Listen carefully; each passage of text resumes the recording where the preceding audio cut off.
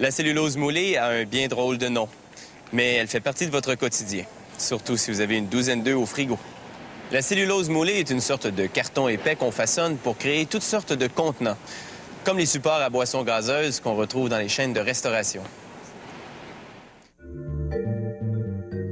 Les producteurs agricoles acheminent leurs œufs dans des plateaux à alvéoles. Pour les fabriquer, on recueille du papier recyclé, de vieux annuaires, des journaux, des magazines et du carton. En fait, n'importe quel produit fait de fibres de papier. L'usine recycle même des plateaux de sa propre fabrication qui ont été rejetés par le contrôle de la qualité. Ces matériaux sont déversés dans ce qu'on appelle un triturateur, un mélangeur qui les malaxe avec de l'eau à une température entre 43 et 65 degrés Celsius. Sous l'effet de l'eau chaude, les fibres se gonflent, puis se décomposent. Après 20 minutes, on obtient une pâte mouillée qui a plus ou moins la consistance du gruau. La pâte est évacuée au fond du triturateur où elle passe par un filtre qui élimine les particules de plastique et autres impuretés. Des moules de formage sont abaissés dans un réservoir rempli de pâte. Un dispositif spécial aspire le mélange pâteux autour d'eux, puis des jets d'eau en rincent l'excès.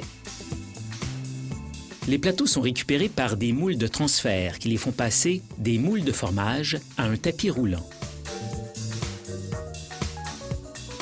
Mais avant que les moules de transfert entrent en jeu, une brosse les badigeonne de lubrifiant pour éviter que les plateaux y restent collés, tout comme on graisse une plaque à biscuits.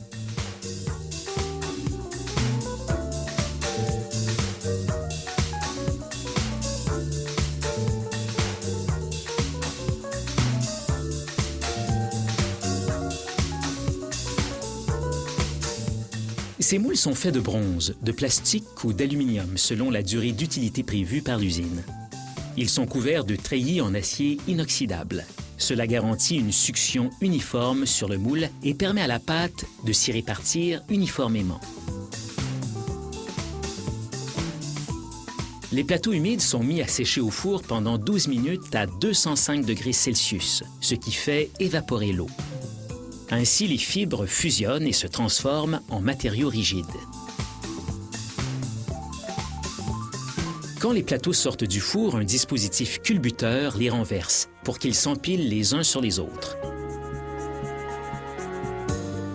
Un compteur intégré indique à la machine le nombre de plateaux qu'elle doit sélectionner par emballage pour ensuite les comprimer.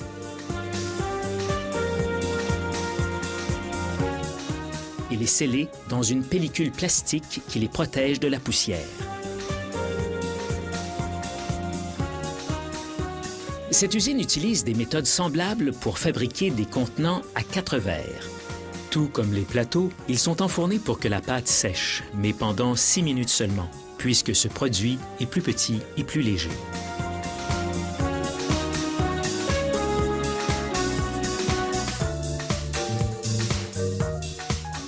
Des compacteurs automatisés empilent les contenants lorsqu'ils sont terminés. Ensuite, on les comprime avant de les conditionner. Cette usine polyvalente fabrique également des collecteurs d'urine jetables. Tout d'abord, on ajoute des agents chimiques à la pâte pour rendre le contenant étanche. Les moules sont en relief et tapissés de treillis à l'intérieur.